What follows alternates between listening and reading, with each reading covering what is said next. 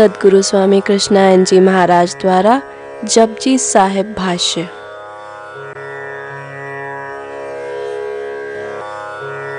श्री गुरु ग्रंथ साहिब में श्री गुरु नानक देव जी की अमृत वाणी जपजी साहिब की 29वीं पौड़ी।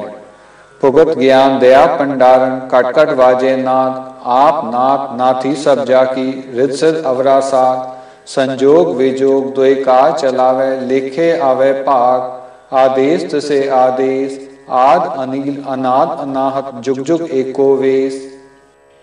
ज्ञान को प्रज्ञा भी होता कहते हैं, जिसका अर्थ होता है स्वयं को जानना। जो स्वयं को जान लिया उस पर जो है रिद्धि सिद्धि काम नहीं करती है। भगवान बुद्ध ने कहा है कि अपदीपो भवत, यह अत्यंत कीमती शब्द है। अपदीपो भवत का मतलब हुआ था कि तुम अपने प्रकाश स्वयं बन जाओ, अपने आत्मा को स्वयं आप जान जाओ, आप अपने प्रकाशित हो जाओ। जब तुम अपने प्रकाशित हो जाएगा तब तुम में स्वतः दया आ जाएगी, करुणा आ जाएगा। भगवान रजनीश भी कहे हैं, ओशो जिसको अब तुम लोग कहते हो, कि 90% ज्ञानी क्षत्रियों में हुए हैं, 10% और सब जातियों मिलकर। हम नहीं कह रहे हैं, तो लोग कहे गुरु जी ऐसा बात कह रहे हैं। इसीलिए गुरु नानक से लेकर के गुरु गोविंद सिंह तक 10 गुरु क्षत्रिय, बुद्ध भी क्षत्रिय, जैनियों के 24 तीर्थंकर क्षत्रिय, राम और कृष्ण भी हैं। फिर तुम कहे आखिर कैसे ये ज्ञानी क्यों हो जाते हैं 90%? ये जो सौदा ये भी दुकान करते हैं ना, ये किसी का दुकान है इनके, मृत्यु का। इनके हाथ में तलवार है, इसीलिए गुरुवीर सिंह ने तलवार लटकाया। लेकिन तुम लोग तलवार फैशन ने कर रखने लगा, तलवार दिए हैं। जब वह तलवार निकलता है तो सामने वाला क्या कहता है? तुम भी निकाल ले तलवार। कभी धोखा से नहीं कर, तलवार जो रखता है कभी धोखा नहीं करता है। कहता है कि तुम सोया है तो जगा देगा, उठ जाओ। सोए में जो मारता है वह तलवार धारण करने का अधिकारी नहीं है, क्षत्रिय नहीं है। उसको चोर कहा गया है, गुंडा लुटेरा कहा गया है। इसलिए जो तलवार धारण कहता है कि उठ जाओ, संजीव उठो, उठा देगा। उठ गया तो होश में आ जाओ, आंखों जाकर धो आओ। तलवार नहीं है तो नहीं, लो तलवार लो, अब चलो मेरे साथ खड़ा हो जाओ। सामने में ललकारता है, युद्ध करता है। अब कहता है कि या तो तुम मुझे मेरा सर ले लो या मैं तुम्हारा ले लूं। सर ले लेने दे देने से कम में सौदा नहीं है। जब सर ले लेने दे देने का सौदा हुआ तब इसका नाम सरदार रख दिया गया। लेकिन तुम लोग तो ये सौदा करता नहीं है। तो ये जो सर ले लेगा या दे देगा, वही आदमी इतना जब हिम्मत रखता है, वही आदमी ज्ञान को प्राप्त होता है। इसीलिए क्षत्रिय लोग बुद्धत्व की तरफ आगे बढ़े। तुम लोग कहीं जाते भी हो तीर्थ में तो कहते गुरु जी फलाना का दर्शन कर लेते हैं, तो तब दर्शन करते क्या होगा? हमको एक लड़का हो जाए। लड़का है तो मैट्रिक पास कर जाए, मैट्रिक पास कर गया तो नौकरी लग जाए। ज्ञान की बात तो नहीं होती है। इसलिए यह बात समझो, क्षत्रियों का धंधा ही होता है मौत। कबीर साहब भी कहे कि जन्म जन्म मोहि राम से ही संग्राम। फिर कहे कबीर साहब तो भाई जुलात। कबीर साहब अब नया एक आ गया खोज। कबीर साहब अपने कोली कहे, कोली। कोली जो है, भगवान बुद्ध भी कोली वंश से आए। सूर्य वंश का, जैसे एक वेदी वंश है नानक का, उस सूर्य वंश में एक कोली वंश है जिससे बुद्ध हैं। कोली वंश से ही ये आए हैं कबीर। और इनको लो आकर के जुलाहा का काम, कपड़ा का काम करने लगा। कह रहे हैं कि जन्म जन्म मोहि राम से ही संग्राम। मैं तो संग्राम जन्म जन्म से कर रहा हूं, लेकिन राम से कम मैं नहीं करूंगा। समझ गया? कहते हैं बनारस के पंडित लोग है, जुआ भी खेलता है। हाँ जुआ खेलते हैं। तो किससे? मैं जुआ खेलूंगा तो ही से, राम से। मैं हारूं तो उसका, वो हारे तो मेरा। जुआ एक तरफा ना होता है, तुम्हारा। तो कहा मैं यदि राम से ही जुआ खेलूंगा, ब्रह्म से ही खेलूंगा, यदि मैं जीत लिया तो मेरा हो गया ना। यदि हार गया तो मैं उसका हो जाऊंगा, इसलिए मुझे कोई घाटा नहीं है दोनों तरफ। देखो, इसलिए तुम समझो, गुरु नानक देव वही कहते हैं, तुम लोग भोग लगाते हो, रोटी वोटी लगाकर भोग लगाता है ना, नानक देव कहते हैं भोग लगाने से काम नहीं चलेगा, अब ज्ञान का भोग लगाओ। ए नाथों, जोगियों को कह रहे हैं, क्लास दे रहे हैं। कबीर साहब जब कहते हैं सुनो भाई साधो, तो इसका मतलब समझो कि साधुओं का क्लास ले रहे हैं। सुनो भाई अवधू, जब अवधू कहते हैं जिसकी पत्नी न हो, यानी जोगियों सन्यासियों का क्लास ले रहे हैं।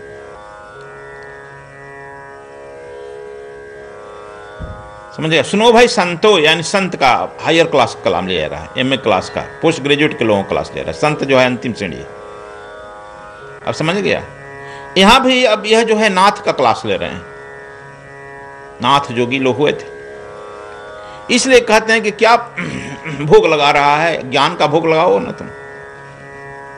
अब देखा देखी तुम लोग भी मत करने लगा कि आंख बंद करके हम ज्ञान का भोग लगा रहे हैं। अरे ये समझो कि किससे क्लास हो रहा है, किस आदमी से कह रहे हैं। चूंकि हम कई बार कहे कि सदगुरु जो होता है वह डिफरेंट लोगों से क्लास लेता है, और डिफरेंट लोगों से जब कहेगा तो डिफरेंट बात कहेगा ना, तो सबका तू अनुकरण नहीं कर सकता है। तू अपने को तौलो किस क्लास में है, तो उस क्लास में तुम्हारा काम चल रहा है कि नहीं चल रहा है। यह जो क्लास ले रहे हैं नाथ जोगियों क्लास ले रहे हैं ना, इसलिए उनको कह रहे हैं कि अब जो है ज्ञान का भोग लगाओ, और भंडारा भी करना है। तुमको भंडारा करते हैं, हिंदू लोग पहले भंडारा करते थे, और अभी भी भंडारा लोग करते हैं। सरदार कहता है कि हम लोग तलंगर करते हैं, नाम बदल दिया है ना। जैसे साधु लोग कहते हैं कि हम लोग नमक नहीं खाते हैं, राम रस खाते हैं, दाल नहीं खाते हैं, बैकुंठी कहकर खाते हैं। इस तरह से लंगर करते हैं, केवल शब्द बदल जाता है। कहते हैं कि दया का भंडारा करो, ज्ञान का भोग, दया का भंडारा करो। समझा? भंडारा शब्द कहे हैं नानक देव, शायद उनके समय में लंगर नहीं रहा होगा शब्द। ऐसा भंडारा करता है तो दया करो, भंडारा तो हो रहा है। इसलिए कह रहे हैं कि अभी जो है सभी कर्म जो है अभी दिखावे के लिए ज्यादा होने लगे। इस दिखावे कर्म से छूटने के लिए कहते हैं घट घट बाज ही नाद, और जो नाद बज रहा है, घंटा घंटा बज रहा है, अनहद नाद बज रहा है, उस शंख को बजाओ ना। क्या है बाहर का शंख फूंकते हो, आरती करते हो शंख बजाते हो। कह रहे हैं कि तो अनहद नाद बज रहा है तुम्हारे अंदर, उसका शंख बजाओ। और वह यदि शंख बजा लिया तो तू ज्ञान को दया को दोनों को उपलब्ध हो जाएगा। यह नाथ जोगियों के लिए कह रहे हैं। कहते हैं कि हे जोगी, ज्ञान का दीपक जल उठेगा, बाहर करुणा और दया की भाव प्रवाहित होने लगेगी, आप अपन अंदर से अनाहत नाद से अभिभूत हो जाओगे। भोग लगाते समय जो बाहर से शंखनाद करते हुए तुम्हारा अंदर से शंखनाद होने लगेगा, अनाहत का नाद शंख होने लगेगा, और तुम भी अभिभूत हो जाएगा। तुम जिसको यह भोग लगाएगा वह भोग लेने वाला भी तुम पर प्रसन्न हो जाएगा। यह टेक्निक जोगियों को बता रहे हैं। कबीर साहब भी इस टेक्निक में कहे हैं कि अंदर के घड़ियाल घंटा को देखो ना भाई। कहते अनहद नाद नाम की पूजा, ब्रह्म बैराग देव नहीं दूजा। ये भी कहें अनहद नाद नाम की पूजा, पूजा यह करो। और यह पूजा में क्या था? ब्रह्म बैराग देव नहीं दूजा, ब्रह्म को प्राप्त करेगा, बैराग स्वतः उत्पन्न हो जाएगा, और कोई देव नहीं आएगा। इसमें देवता का संबंध नहीं है। तू लोग 100 देवताओं का रोज पूजा करता है। कहते कि वही नाथ है जिसमें सब नत्थे गुत्थे हैं, उनकी ही याद करो, रिद्धि सीधी तो घटिया स्वाद है। रिद्धि सीधी घटिया स्वाद है। नाथ मतलब, नाथ संप्रदाय में नाथ कहते हैं, नाम के बाद में नाथ होता है। कैरपंथी लोग साहब कहते हैं, साहब सबका बाप, साहब। गुरु नानक देव भी साहब शब्द का प्रयोग करते हैं। भक्त लोग, वैष्णव लोग राम कहते हैं, ज्ञानी लोग जो हैं ब्रह्म कहते हैं। इसलिए शब्द को जरा ठीक से समझो। यह नाथ भी जो कह रहे हैं उन्हीं के नाथों के लिए कह रहे हैं कि यह नाथ जो है वही नाथ है, मतलब वही परम पुरुष है।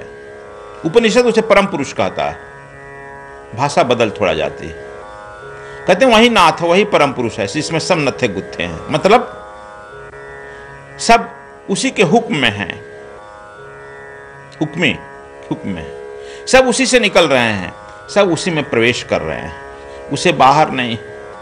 तुम अपने को बाहर समझ लेते हो,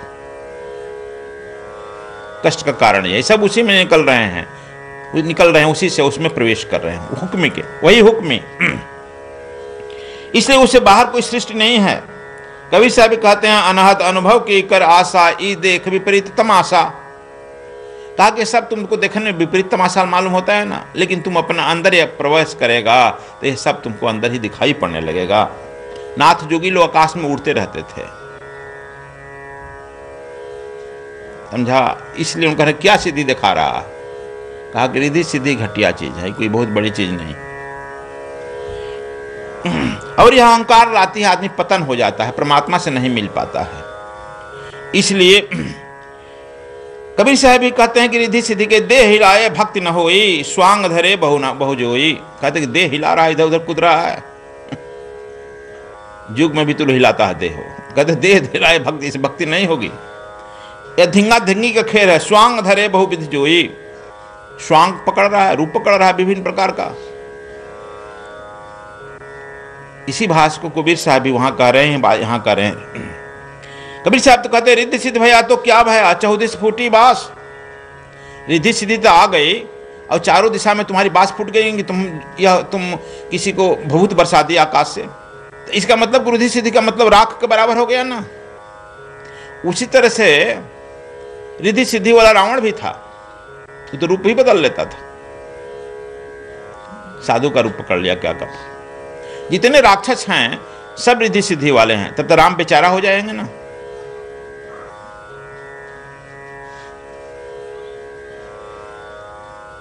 ताड़िका सुपनखिया सब रिद्धि सिद्धि वाली है, तो सीता बड़ी बेचारी हो जाएगी, तो फिर सोचो जरा। कहते हैं संजोग और वियोग दोनों से समस्त कार्य चलते हैं, भाग के लेखा के मुताबिक ही अपना अपना हिसाब प्राप्त होता है। संजोग और वियोग दोनों जो नदी के दो किनारे हैं, उसी में जीवन रूपी नदी बहती है। हमसे भी तुम लोग कहता है गुरुजी फलाना चला गया, फलाना आ गया, यह संजोग और वियोग है। अपने संजोग के अनुसार आ जाएगा, तुम्हारे नदी अपने वियोग के अनुसार चला जाएगा, यह सृष्टि का नियम है। अब समझ गया आप इस बात को? पाठ कर लेता नहीं समझ रहा, यह सब संजोग है। इसलिए तुम लोग किसी किसी चक्कर में बहुत ज्यादा मत पड़ो, अपने ज्ञान और दया करुणा के ही में ही रखो। समझ गया? यह संजोग के अनुसार होता है। जैसे सुख दुख है, दिन रात है, दोनों सिक्के के दो पहलू हैं, उसी तरह से संजोग और वियोग से ही चलता है। और दूसरा है कि जिसके जो भाग में रहेगा वह मिल जाता है। बहुत कुछ नहीं करना चाहिए, भाग से ज्यादा और समय से पहले कुछ मिलता नहीं है। बहुत कुछ कूद लो उछल लो, कुछ नहीं होता है। इसे धैर्य रखो, धीरज रखो, धीरज धर। कहते हैं कि भाग के मुताबिक जो होगा वह मिल जाएगा। एक मलुका दास हुए हैं, वो कह रहे हैं कि अजगर करे न चाह करी, पक्षी करे न काम, दास मलुका कह गए सबके दाता राम। पक्षी की देखता है, आते हैं तुम्हारे यहाँ कहीं हल चलाने, तू लोग भी पक्षी अपने यहाँ पाला होगा, खाना भी देना पड़ता है, भोजन भी देना पड़ता है, करता है कुछ नहीं। तुम्हारे घर भी गंदा कर देगा, झाड़ू भी तुम ही दो। तू शेर को पकड़कर जंगल से ले आओ, कहीं से ले आओ, तो क्या करेगा? कोई काम कर देगा तुम्हारा? उसमें बैठकर कहीं घुमाएगा? कोई सामान लाद कर कहीं पहुंचा देगा? है संभव? कुछ काम नहीं करेगा, बैठे रहेगा, खाएगा मांस। गधा पकड़ कर लाएगा तो क्या करेगा? शेर की तरह उसको सुख सुविधा देगा? अरे भगवान जब तुमको शेर बना दिया है तो शेर का भोजन पहुंचाएगा। तुमको बकरी बनाया है तो शेर से कंपटीशन मत करो। अक्सर बकरी जो है शेर की कंपटीशन करने लगता है ना, गधा घोड़ा का कंपटीशन करने लगता है। फिर तुम कहा कि यह तुम्हारा जो स्वभाव है बना दिया है, अपने स्वभाव के अनुसार रहो ना। हम समझाते हैं कि तुम रहो, तो नहीं गुरुजी हम कैसे रहे, वह उस तुम्हारा फलाफल वह देगा। कबीर साहब कहते हैं क्यों विचरण कर रहे हो, नहीं होश हो, जो होनहारी होगा। नानक देव भी होनहारी तुम नहीं है। जैसे वशिष्ठ ऐसा ऋषि, राम का लगन रच रच धरे, सीता हरण पीता मरण हरे। वशिष्ठ डायरेक्ट ब्रह्मा के लड़के थे ना, खूब पंचांग निकाल कर देखे होगे, 36 गुण मिलता है ना। राम और सीता के 36 गुण मिलाए थे। आज जेपी किसी का कह रहा था कि इतना गुण नहीं मिलेगा तब क्या होगा, 36 गुण तो मिला दिए थे। और जिस समय राम को जो है राजगद्दी के लिए दिन मुहूर्त देखे थे पुष्य नक्षत्र, उसी पुष्य नक्षत्र में वनवास हुआ और उसका कारण बना दशरथ का मृत्यु हुआ और सीता का अपहरण हुआ।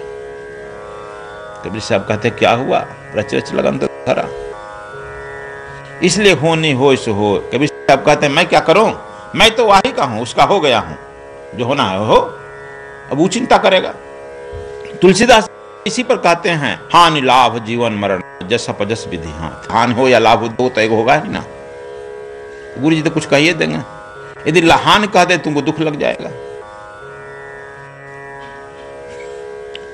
हन जस अपजस, तू बहुत जस के लिए करता है, मिल जाता है अपजस। कहते हैं कि विधि के हाथ में, तुम्हारे हाथ में नहीं है, कुछ कर नहीं सकता।